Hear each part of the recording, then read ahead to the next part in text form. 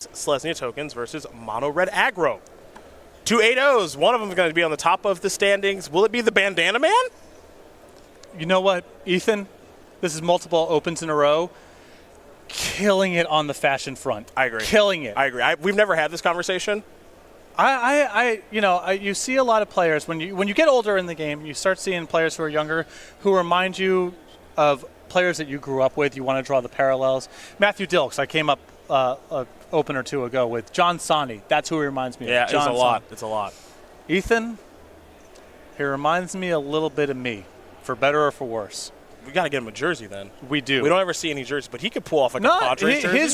His winning shot on Columbus from the team open. Yeah. He's in a Vancouver Grizzlies jersey. Oh, that's right. That's right. Oh, he's so got it's like old school. The Mike Bibby or I don't know which one, but Big like Country, hopefully. Big Country, Bryant Reeves, whatever. I can, I think we're speaking the same language. So I think we're thinking old school jerseys, maybe some throwbacks his way. Yeah, but he's pretty young. He's like 20 or 21. So what kind of we gotta dial back. What kind of throwbacks do we gotta go there? So we're talking like Weber Kings jerseys. So from like late 90s, early 2000s. Yeah. Iverson Sixers. It's a classic. Ray Allen Sonics jersey. Ray Allen Sonics. Or Bucks jersey. Yep. I could see him in a big dog Bucks jersey. Oh, obviously the Darius Miles Clippers jersey. That's the one. Okay. That's the one. All right, consider it done. A jersey that I used to own. We are in turn number 3 here. Zachary Kiihne is going to play a Venerated Loxodon off of the Sapling Migration tokens. Here's the thing. I don't know if you know this about Zachary Kiihne. He played in the Mythic Invitational at PAX East. Mm-hmm. Do you know how he grinded his way there? Just playing a bunch, I'm guessing? Just a lot of Selesnya on Magic Arena, and that's it. That's all that he did.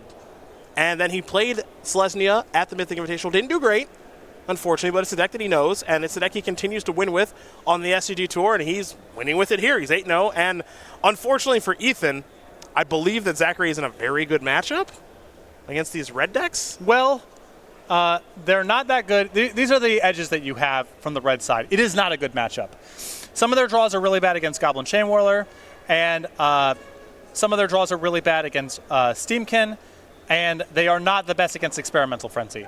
But if you have your normal, like here's a 1-drop, here's a 2-drop, here's a shock, here's a lightning strike, you lose those games. That's not going to get it done. Your 1-for-1 trades and stuff, that's not going to Right, but you have ways the cards that you have, the key cards, are worth many cards out of their deck. That's how you got to cheat it.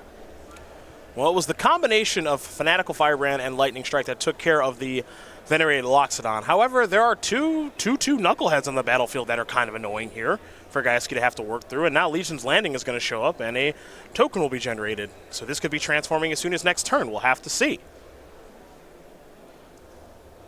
Does Kiihne have maybe another copy of Venerated Loxodon? There is a Temple card that's going to enter the battlefield untapped.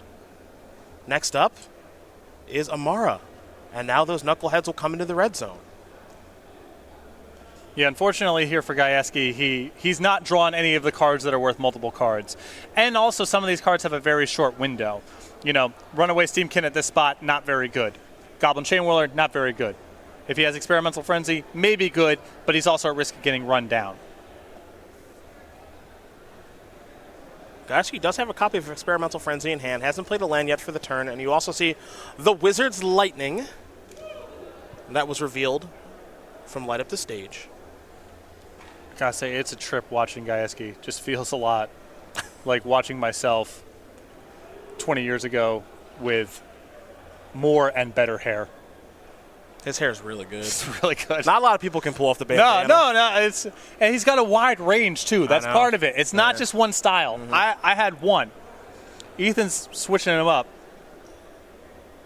Like basketball players in the NBA, they've been bringing out the bandana recently. Like De'Aaron Fox. A couple other people have been bringing out the bandana. Mo Harkless? Yeah. Mo Harkless? Not a lot of people can pull it off there either. Yeah, every match of Magic has one winner. Mm-hmm. That's how the game works. Yeah. But not every match has someone looking good. That's true.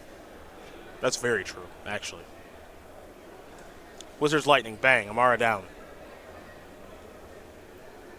Next up. The two-headed giant, sealed spectacular. Your seatings for your that is a skewer the critics. This is the thing that you... Yeah, this is the tough way to get it done. But there's no way that Gaieski can play against Adanto at this point, so he's got to keep Kiihne off of 3 attackers. Spectacular. It's down to 2 for right now. Bearings for your And none of them are final terribly round. large, and Gaieski's got a pretty high life total. Was able to use both cards from Light Up the Stage, which I think is pretty important.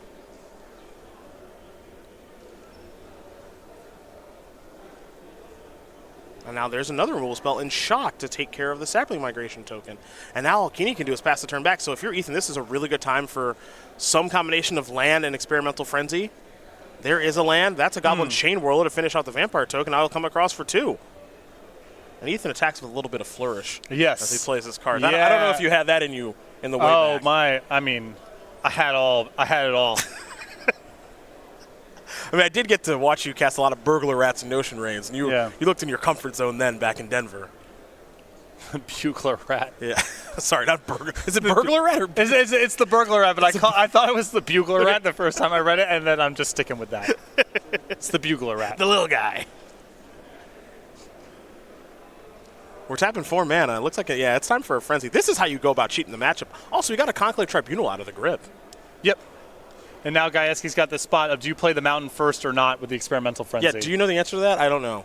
It's really hard, and it rarely matters. Okay. It's the perfect decision. All right, it's the perfect combo. All right. So sometimes it's Shock you. It's usually correct to play the land unless you have so much mana that the higher priority is continuing to burn through your deck rather than empty out your hand. Well, Gaieski's, I don't know if you saw that Frenzy. It was Shock you into Light Up the Stage, into Reveal 2 lands. It's not okay. Yeah. It's the cards. I know it doesn't do that every single time, and your opponent can just blow it up or whatever. But there's some games that I play where I have it, and I'm like, I could literally target at random. I'm not kidding. In a lot of spots with it, like you've got some stuff on the board. You got 4/4s and 5/5s, and I've got Experimental Frenzy and a lot of mana. And the top card is Wizard's Lightning, and it's like, do I go after one of your 4/4s or your 5/5, or you? And it's a hard decision, right? Because you have to think about all these different permutations. What I have found most of the time is you can't lose the game if you just lava spike them. Like, just don't even think about it. Now, if you peel off a Chain Whirler and then the top card of your deck is a 3 damage spell and they've got their 4/4, sometimes go ahead and finish it off. No big deal. But by and large, like, the only way you can lose is if you spew off inefficiently, and just lava spiking them down is good enough. Yeah, Just you. Yeah, exactly. The Gaieski's all is up a game, excuse me. We're not all tied up yet, but we might be. Zachary Kiihne, we're going to start with his sideboard. 3 Knight of Autumn, 2 Baffling End, 2 Prison Realm, 2 Return to Nature, 2 Ajani, Adversary of Tyrants, 2 Cruel Harpooner, a Vivian Reed, and a Gideon Black Blade. Is there anything that stands out? The Baffling Ends. Okay. I know a lot of people will assume it's Knight of Autumn as the premier card here. No, the Baffling Ends. Sometimes Runaway Steamkin or Goblin Chain Whirler is just too hard to manage in combat. Buys you time regardless. The Prison Realm thing I think is good too. I like Ajani, Adversary of Tyrants, okay in the matchup. It can be a little on the slow side, but Kiihne's playing with a bunch of threats that cost 2 or less that Gaieski has to interact with. And I would bring in the Knight of Autumns as well, although to reiterate, wildly overrated in this matchup. I think Kiihne's weakest sideboard cards of the reasonable options he has. Other side of things here for Gaieski, 4 Lava Coils, 3 Risk Factor, 2 Dire Fleet Daredevils, 2 Rekindling Phoenix, 2 Tibalt, pretty popular card this weekend, the Chandra in the sideboard as well, and actually an additional land. So I really like the 4 copies of Lava Coil. I think they're very good in this matchup. I think the Tibalt, this matchup kind of cuts both ways for Tibalt. The ongoing effect of your opponent can't gain life is really good against a variety of Kiihne's options, and 1/1s that die to deal 1 can be very good against a deck that's trying to generate a bunch of 1/1 tokens. I'd bring in the Chandra also. Well, those are the options there for both players. Game number 2 going to be underway here, but we want to talk to you about Star City Games Premium, something you can sign up for today. If you head over to go.starcitygames.com/premium, you can become one of our members and receive instant access to awesome benefits like exclusive content, an ad-free experience, and 5% discount on SCG purchases. Get a little cheap. It'll pay for itself and then some with the awesome content you'll find from Jerry Thompson, Brian Gottlieb, heck, even this guy to my left here, Patrick Sullivan on occasion. Yo, let's talk about this because I got something to bring up now. So, I just talked a little bit about how it kind of makes me uncomfortable to receive things that I haven't earned, especially things If of a this is certain about value. the backpack, I swear. No, it's not about the backpack. Okay. You're on the right track, but it's not about the backpack. Why? So I get a premium account from Star City Games. This makes sense if for no other reason than I can act as another last little bit of edit on my articles as they go up. There's actual functional utility to me having a premium subscription. On top of, I contribute to the website. I've been associated with Star City Games for a long time. It's a reasonable thing to get. It feels earned to me. But why don't I have 5% on my account? Where's my 5% discount? You got me the old account. You're chiseling me out of my 5%. Where's my 5%? I can work on that. Where's my 5%? Do I work for the technology aspect of the company? It would have saved me literally. I did the math. I sat down and did the math. Literally 14 cents on the order that I picked up this weekend. That would have covered most of the sales tax I got charged. Go.starcitygames.com/premium. Get your premium subscription with 5% off. A benefit that I do not receive as of right now. We're gonna get that fixed for you. What account is that? What's the email account? Is it the Hotmail account? You're still working with the Hotmail? I have, for the record, I have a Yahoo account. Okay. Not a Hotmail account. Okay. And yes. Okay. It is the one associated. All right.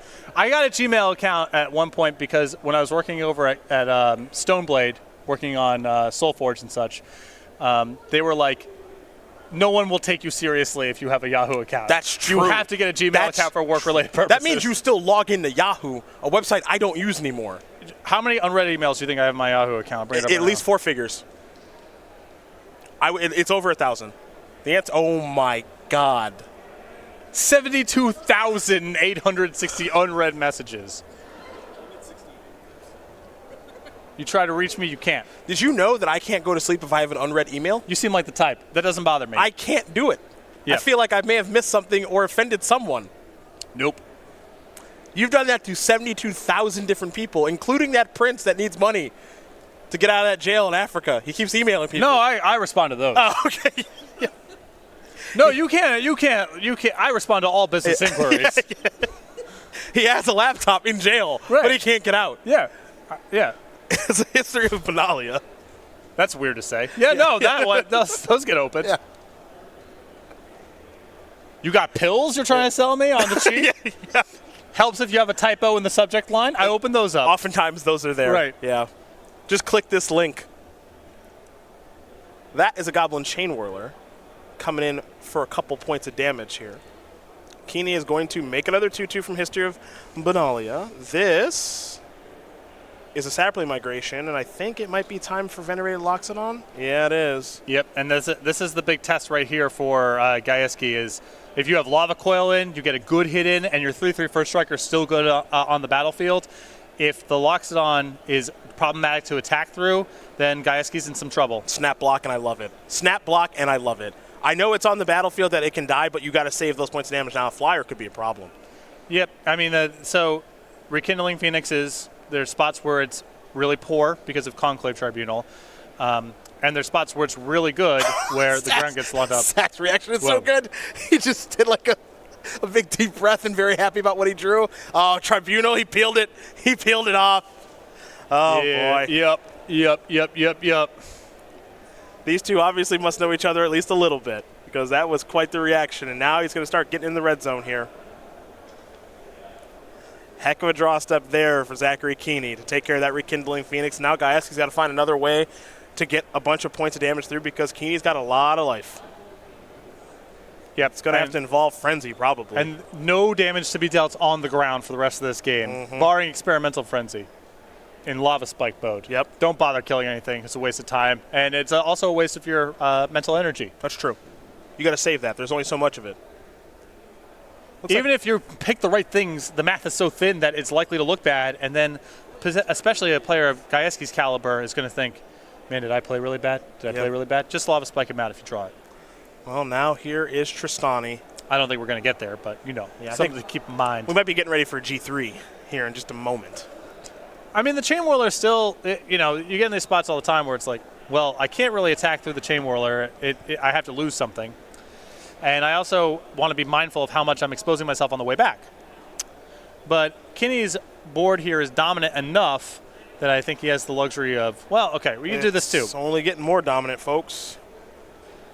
Do you see how Gaieski acknowledged that it resolved? The hand. That's out on my 2001 playbook. Oh, my gosh.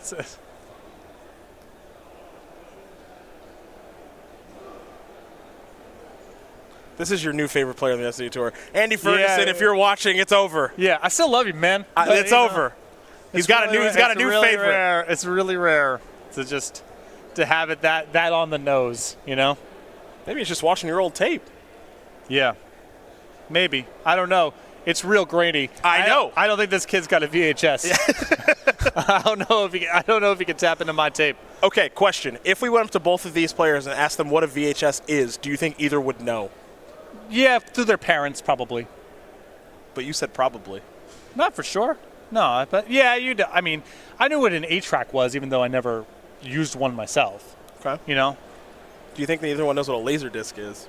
Yeah, come on. I don't even know what a laser disc is. Come on. Was like We can't be that far. Those were the giant CDs, I think. Is that what those were? Yeah. Well, it was funny. So, like with the post about the laptop, people were you said 2012, like the year that laptop was purchased. Yeah. And people made comments about the laptop being from 2012. And my reaction, I'm not exaggerating. I'm not kidding you. I was like, that's not that old.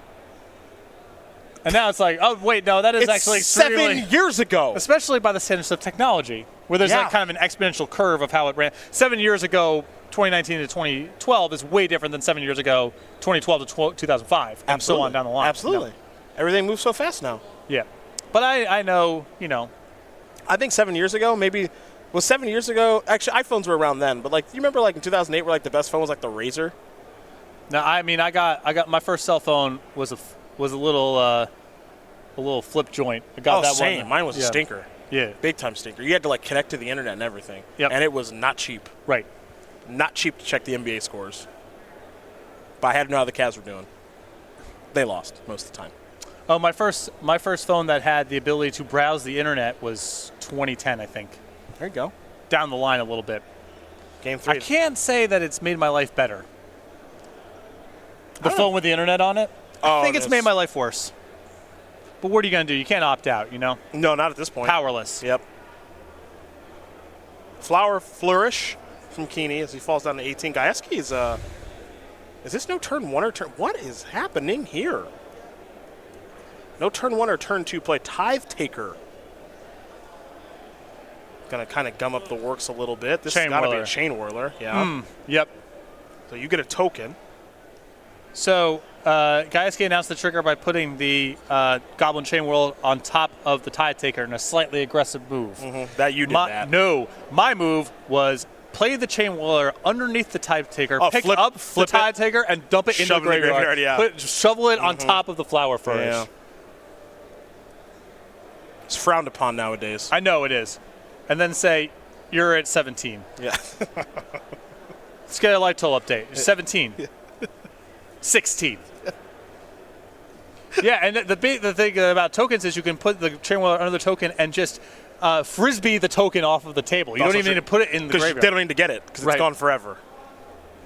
You and I were one and the same about this. Oh, yeah. Ohio and New Jersey have some shared cultural affects when it comes to play at the table. That's correct. That is correct. But we sung songs. I don't know if New Jersey sung songs. Yeah. We had Osip Levitovich. You had Kenny Shung. But it's much the same. It's the concepts are much the same. We had the King. The King. A deep rivalry with Pennsylvania Magic. Still don't like him, honestly. Still don't like him. CMU or whatever, not a fan. All right, in the air, Rekindling Phoenix here for Gaieski. We're going over to Kiihne. He'll get another 2-2. History of Benali is on Chapter 2. This is probably Tristani.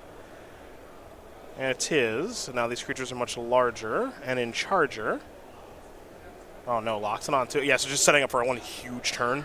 Next turn. Gaieski acknowledges it. Yep. Resolves. Biting the hand, it appears. Yeah. Yes. Yep. It's getting tough, Ethan. I think Ethan and I should cut a track together. That'd be pretty good, actually. Yeah. So, the hit from the Rekindling Phoenix. Nothing Kiihne can do about that. That gets Kiihne down to 9. In theory, in the range of a couple sequences. If you have Experimental Frenzy, pretty good chance next turn's actually good for you in spite of taking a massive hit. But if Gaieski's hand, we talked about this before, if it's kind of just normal stuff, that's not great here. Well, there are spells in hand. There's a Tibalt, for example. I don't know how great that is right now, but that's a thing that's over there. Well, the Tibalt is not bad because you get to hit with the Rekindling Phoenix down to 9. You make a token. Kiihne's not going to be able to gain life inside of combat, most likely, because of Tibalt's ongoing ability. A chump block with the Devil gets him down to 8. The theoretical hit from Rekindling Phoenix next turn, that gets him down to 4. Doesn't take a whole lot of cards to finish off the game from that spot. So Gaieski's hand right now is, I got a decent look at it. Because here's the attack that's going to bring Kiihne down to 9, because I think he has to attack. But there's a Chain Whirler, there's a Tibalt, there's a Light Up the Stage. And I believe a land. The game's not going to be good for Gaieski going long. You got to try to get this done in 2 turns if possible. Now, with 4 spells in hand, he's got to light up the stage. The sequencing matters a lot. You're going to figure that out, but it's got to start here. Yep. You got to make an attack. There's a Lightning Strike there, it looks like. Okay, so here's Tibalt. Make a Devil. So it's Strike, Stage, Chain Whirler. So a chump block, assuming Kiihne cooperates and attacks, a chump block with the Devil gets Kiihne down to 8, and then you Lightning Strike him down to 5. The Rekindling Phoenix hits into 1, and we know Gaieski's hand's all spells. Mm-hmm. So History Banale is going to go off, so the question is, what's going on in Zachary Kiihne's hand then? Because this is also assuming a lot. right.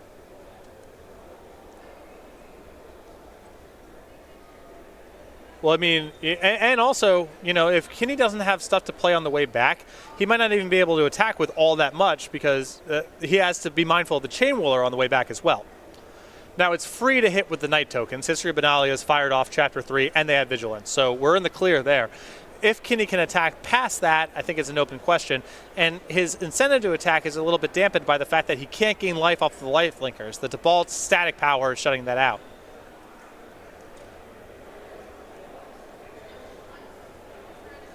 Interesting little game. As these two go back and forth. Maybe a more conservative attack than expected, as here comes the 2 History of Benalia tokens and the Venerated Loxodon.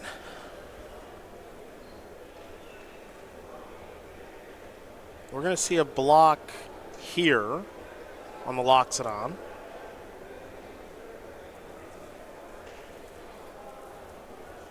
And that's it.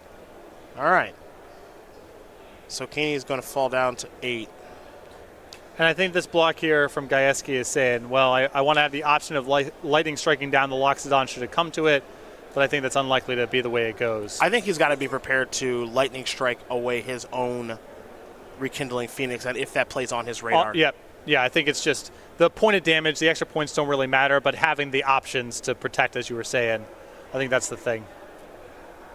And I'm curious if he sees this play or not. Assuming the Tribunal is going to target the Phoenix, which I'd be shocked if it was targeting anything else. Now, again, I don't know if he actually sees this play or not. Now, he is smart, so he does. So he kills his own creature. And now he's going to get his Phoenix back.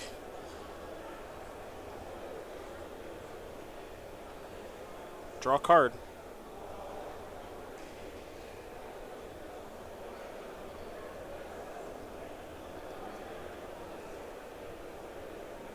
Eight to 8.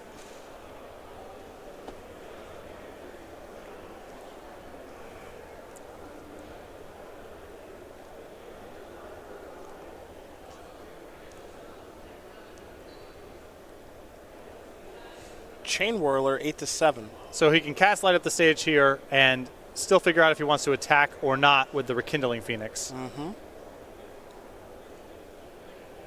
Lava Coil.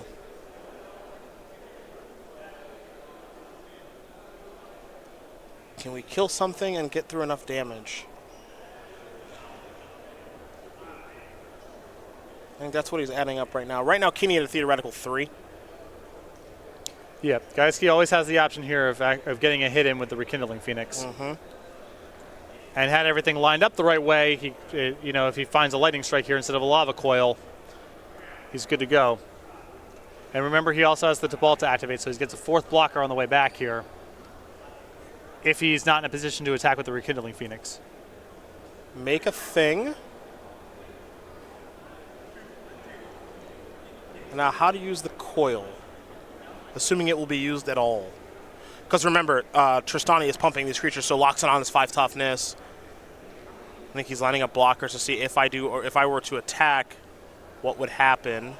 Now, the Lava Coil can still take care of one of the Loxodons because there's a Chain Whirler trigger rolled into all this You're right, as well. you're right. Good call. Good call. That's important.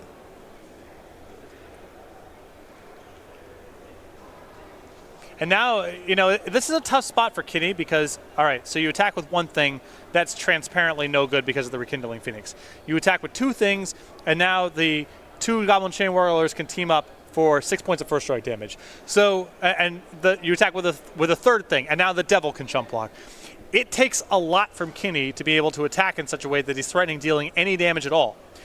But if he attacks with too much stuff, then he risks dying on the way back. So Kiihne's in this spot now where I don't think he can't really attack incrementally next turn. It's everything or nothing. I think are likely to be the attacks that make sense. But I don't think Gaieski can attack either. So no, Gaieski's position is so good because Kiihne can't gain life because of the Tibalt, and he can't interact with the Rekindling Phoenix. So any 3 damage spell you draw to ends the game so you can just sit, hold tight, and the minute you draw the right card, the game's over. Yeah, you attack for 4 and then lightning strike them. Right. Yep. So just hold tight. Now a lot of things can go wrong, but there's no real incentive to risk it here.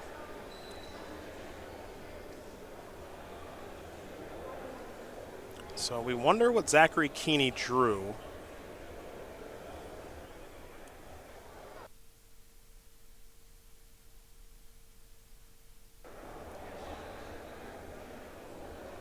As he's analyzing the battlefield and seeing if there's a good attack for him at all. Well, he's attacking with all of them. And it looks like the card he drew does not matter.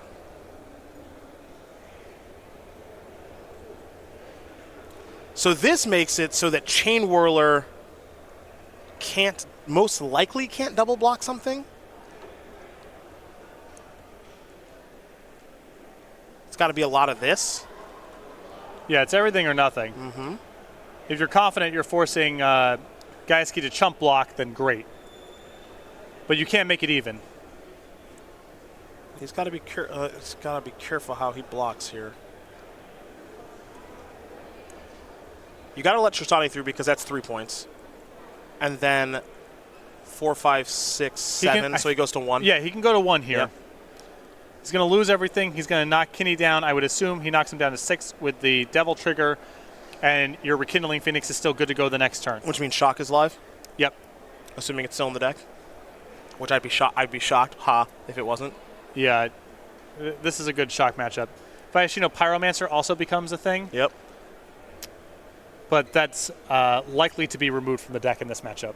It's not very. It doesn't do anything but deal one 2. You can't attack. One toughness is just not where you want to be. Yep.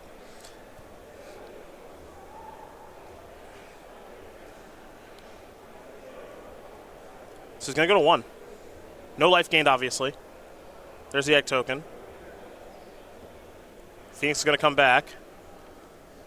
Here we go. Big draw, big draw, big draw. Shock. He didn't devil. Oh. He didn't target him with the devil. He didn't target him with the devil. He killed something He instead. killed something instead. Oh, no. Yep.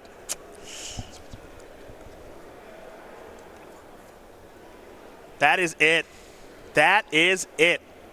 And you can see the frustration where Shock was actually out in that spot, and he targeted a creature with the devil instead of Zachary Kiihne, and that means that our Selesnya Tokens player, Zachary Kiihne, is 9-0 here on top of the standings once again. It's a tough matchup to play, and all the little things matter. Yeah. It's rarely that in your face as it was in that spot, but a really tight match, and I actually like it when it's 2 players played really, really well for 3 games, and then someone made a mistake and it mattered. Yep. That's actually great to watch, and fortunately for Ethan, came at the wrong time and on camera and all that, but I thought that was generally speaking a really well played set of games there. Yeah, very, very entertaining games for sure. Congratulations to Zachary Kiihne. Condolences to Ethan Gaieski, but both in day number 2, but only one standing on top of the standings, and that is Zachary Kiihne, Selesnya Tokens Master. Not the first time he's been 9-0 after day 1 of a Standard Open here on the SCG Tour. Short break, time-shifted match coming up just after this.